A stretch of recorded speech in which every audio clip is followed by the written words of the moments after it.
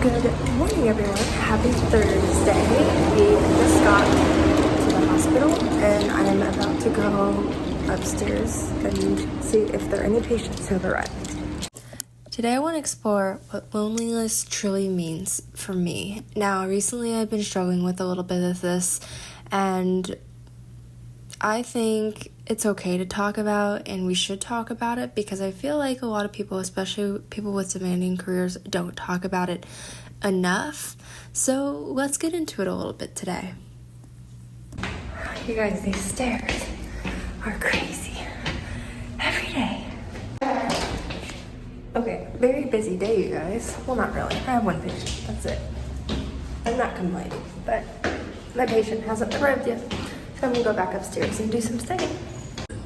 You guys, I live for my free coffee. Black, nothing in it.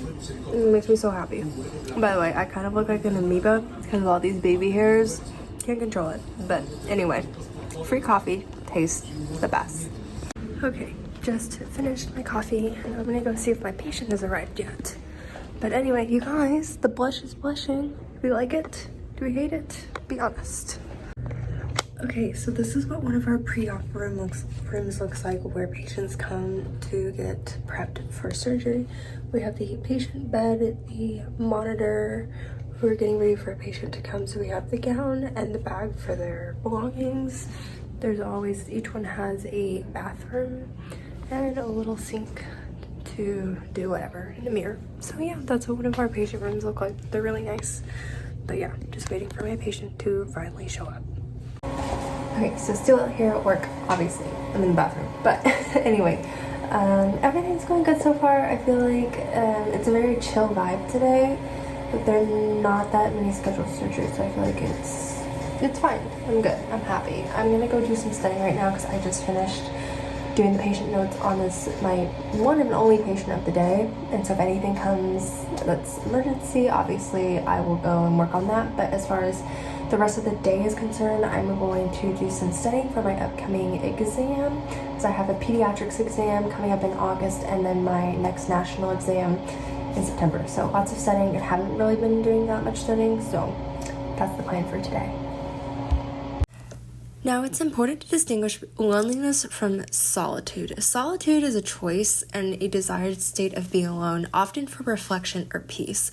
Loneliness, however, is an involuntary and distressing feeling, and it's the subjective perception that your social relationships are inadequate, either in number or in quality. You can be in a crowded room and still feel profoundly lonely. It's characterized by a sense of isolation, emotional distress, a longing for connection. So let's look at some of the data and research that underscore the seriousness of loneliness, especially as it intersects with modern career demands. We're going on a 6-kilometer run, you guys. It's an easy run today. We're feeling good. We're energized. We fueled up. We stretched. So here's to a successful, easy run. Okay, well, your girl is red. I will put my run here on the side. You guys can see 6 kilometers, not too bad. I haven't done any really long runs recently because of my injury. So for me, this is a win. Yesterday I attempted to do 5K, ended up doing 3K. So the fact that I got out here and did 6K today is an accomplishment. I'm gonna go home and shower now before I start teaching. And the shower feels so good right now. And have some pineapple. It's my favorite post-workout snack. And yeah, that's basically it. I don't think you guys are fully aware how good cold pineapple is after you've been out in the heat. It is so hot. I'm so tired. But we got our run done. So that was a success. Now we're gonna get clean and get ready to get back to work. Yay! But first, pineapple. Alright, so I just finished teaching my first student. I have 2 more, but you guys, I am so tired. I don't know if it was the run or just I haven't been sleeping that well recently since my last night shift, so it could be that. But your girl is so tired. Like, I feel like I could just get into bed and sleep for 3 days. I'm so exhausted, but I need to keep going. I have just 2 more students and that's it. I can eat dinner and go to bed. I feel good though, like I feel very accomplished today. I feel like I got a lot done. I got a lot of studying done too at the hospital today, like I said I would, so that's good. But just now feeling super exhausted and like I just need to go to bed. Tomorrow I have night shift. I'm gonna vlog that as well, but for a different vlog, and so you guys will see sort of what recent night shifts have been looking like for me in OBGYN. And so yeah, I'm gonna go ahead and log and get ready for this next student. So yeah. So studies show that just like burnout, loneliness isn't just in your head. Neuroscientific studies often use fMRI have shown that social isolation can activate the same brain regions associated with physical pain. That is insane. Now your brain interprets social pain similarly to physical pain. And loneliness is strongly correlated with mental health challenges such as increased risk of depression and anxiety, cognitive decline, reduced self-regulation. And when feeling isolated, individuals tend to struggle more with self-control and healthy coping mechanisms. Now, it feels too easy to feel isolated when you're pushing boundaries, striving for excellence, and navigating these complex professional landscapes. The very drive that propels us forward can sometimes inadvertently push others away, and we might feel we don't have time for social engagements or that our unique professional pressures are too complex for others to understand. I myself often feel like this, so I know it's true. And this can lead to a sense of being on an island, quote unquote, even when that island is a bustling city. But here's the truth. Your vulnerability is your strength. Acknowledging that you feel lonely, that you crave deeper connection is not a weakness. It is a profound act of self-awareness and courage, and it's the first step towards building the very bridges you yearn for. Imagine treating your social life not as an afterthought, but as a critical project, because it is. Research consistently shows that strong social connections are the single greatest predictor of long-term happiness, well-being, and even longevity. That's not me saying that, you guys. So more than wealth, more than fame, more than career success, it's the quality of our relationships that truly enriches our lives. So how can we even begin to do this when our plates are already overflowing?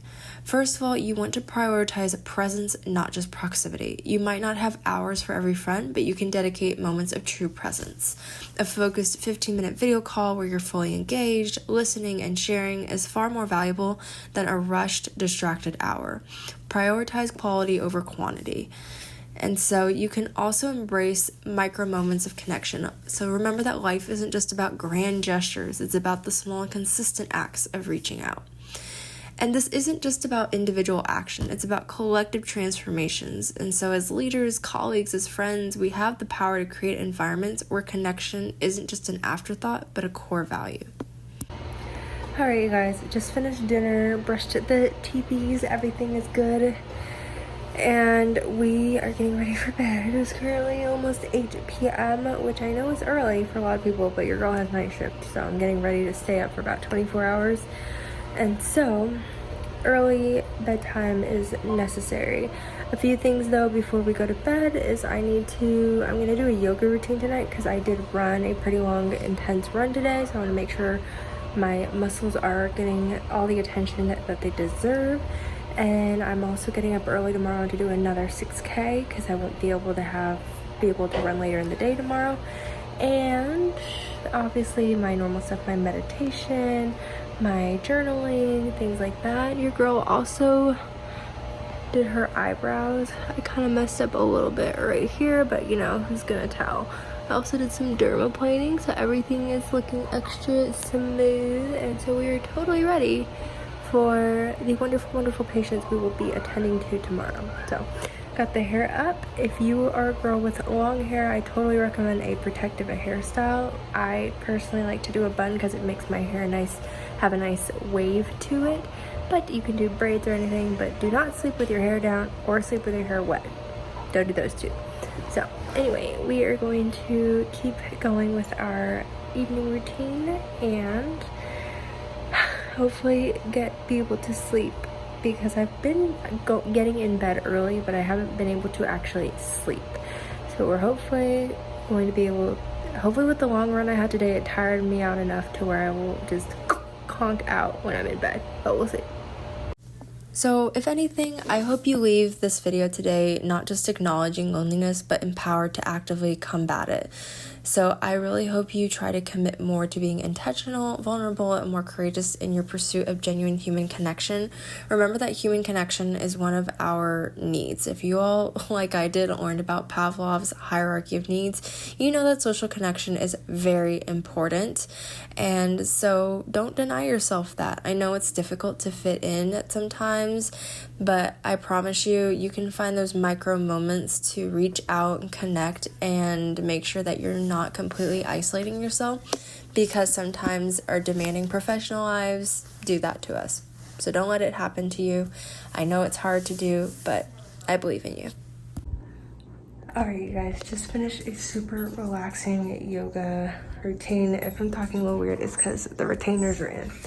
But I will show you guys how I motivate myself to work out in the morning. This is it. This is a secret. It is as simple as this. Set your clothes out the night before. I have an abundance of shoes to choose from. Hello. There's like an abundance of shoes to choose from. Look how cute my stuffies are, you guys. Look at this one. This was cute. My best friend actually got that one for me for my birthday. Very cute. So that is the secret. You have everything set up so you have literally no excuse to not get up early. So yeah. Anyways, I'm gonna go ahead and do my meditation, you guys, and start thinking about getting ready for bed, because I have an early day tomorrow, because I do want to get a 6-kilometer run in before I go to the hospital. So yeah, if y'all enjoyed this video, please consider giving it a like or commenting something positive down below.